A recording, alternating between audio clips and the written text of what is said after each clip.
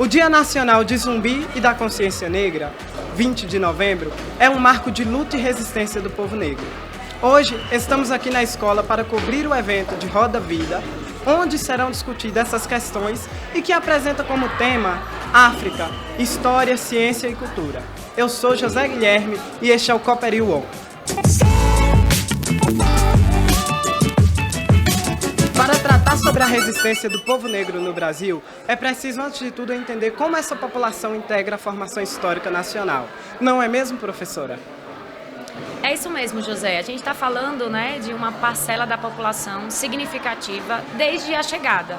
O Brasil é formado inicialmente por uma mínima, eu diria, não relacionada à importância, mas à sobrevivência de uma população nativa indígena, um número significativo de europeus que vieram e a partir de então, como resposta a uma suposta necessidade econômica, você tem a chegada de números significativos de sequestrados do continente africano que serão a partir de agora escravizados no nosso território.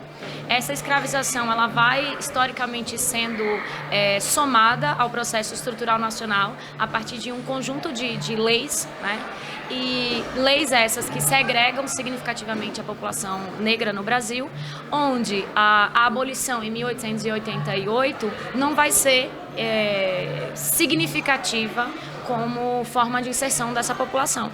Então, nós estamos falando de uma população que, como citado, vai sendo segregada e, a partir de então, vai colher os resultados dessa segregação. Só para vocês terem uma ideia, em 1837 é aprovada ou é apresentada a primeira lei de educação no Brasil. E essa lei diz claramente que o negro não pode ter acesso à educação.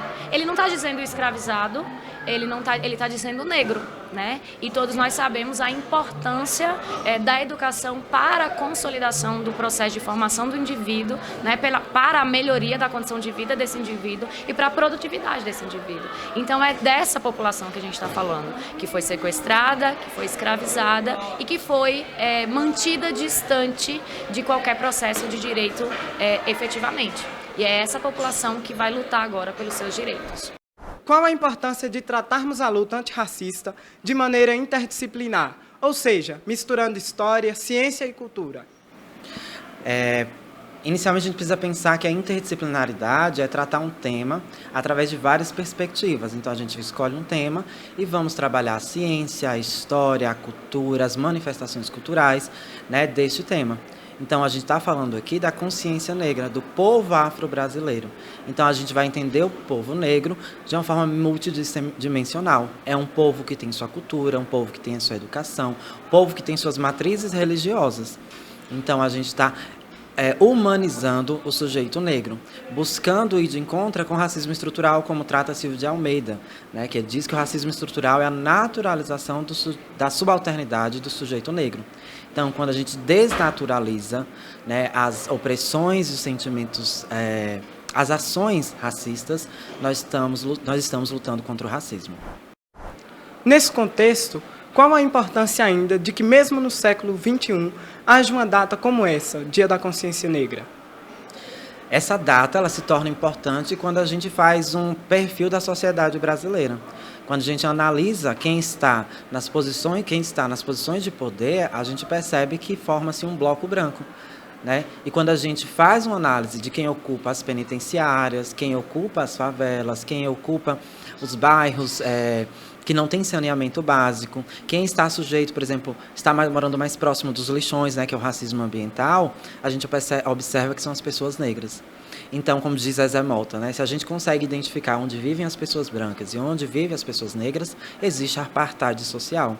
Então, desta maneira, a data ela se torna importante, porque a data é o auge das discussões. As discussões elas acontecem o ano inteiro e a gente tem esse momento como momento de aprofundamento dessas questões raciais no Brasil. E também é o momento da gente lembrar de Zumbi dos Palmares, que foi uma resistência e que esteve lutando para que hoje eu pudesse estar aqui e todos os meus pares também. O que a questão negra e a luta antirracista significam hoje para o desenvolvimento do Brasil? A gente é muito importante, né, ter uma visão histórica do processo, exatamente para que a gente não analise algo complexo de forma bastante isolada.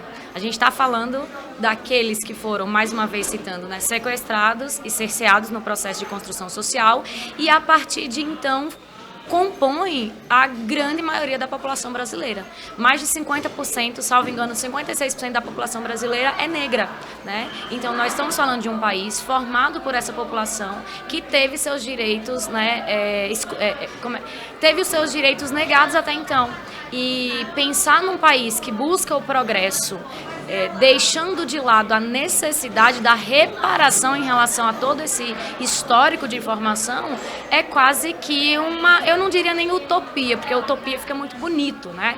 Mas é algo inacessível, né? Pensar no progresso do Brasil, onde a metade da população, ou mais da metade da população, mantém um histórico de formação desse que nós conhecemos, da população negra. Então, sem sombra de dúvidas, a luta da população negra, primeiro que ela deixa de ser, né, se nós estamos falando de Brasil, ela deixa de ser única e exclusivamente uma luta da população negra, né? Defender os direitos da população hoje, ela é uma luta nossa, indiscutivelmente, né? E é uma luta, é muito comum a gente escutar falas críticas em relação ao processo de reparação como algo de minimizar a capacidade dessa população, né? Quando a gente fala de leis de cota, quando a gente fala de leis de acesso, quando a gente fala de oportunizar ao grupo que até então não tinha essa oportunidade, muitas vezes visto de forma negativa. Mas a gente precisa pensar nessas ações como uma reparação mesmo, né? Se a população negra teve, por ser negra, direitos negados, esses mesmos direitos precisam ser assegurados por serem negras, indiscutivelmente. Como as famílias podem ajudar as crianças e adolescentes negros a verem a sua representatividade no mundo? Bom, primeiro, eu acredito que elas devem olhar para si, certo? E buscar referências. A gente tem muitas referências, inclusive, que foram marginalizadas, como o rap, como a cultura do grafite, o movimento hip-hop no geral. A gente tem alguns autores negros também, a gente tem filmes que representam esse processo, não só histórico, como cultural, como social, estrutural do negro, e artistas, certo? A gente tem um artista, por exemplo, chamado Antônio Francisco Lisboa, no Aleijadinho, que é um artista que poucas pessoas conhecem. Foi um cara que fez muito sucesso na sua época e que não ganhou tanto dinheiro porque era filho de mãe de negra escravizada, com um pai português, mas ainda assim o fazia dele negro. E negro naquele período era estruturalmente uma situação negativa para o Brasil. Então, a gente procurar essas pessoas que reafirmam esse papel e que de alguma forma conseguiram esse sucesso, certo? Para que as crianças, não só as crianças, como os pais também, eles se identifiquem com essas pessoas. E agora você vai acompanhar práticas antirracistas que você pode utilizar no seu cotidiano. Piada racista não tem graça. Conviva verdadeiramente com pessoas negras. Entenda que ser antirracista não é falar pelas pessoas negras. Não minimize o racismo que existe no Brasil. Descubra seu papel de pessoa branca. Apoie pessoas negras.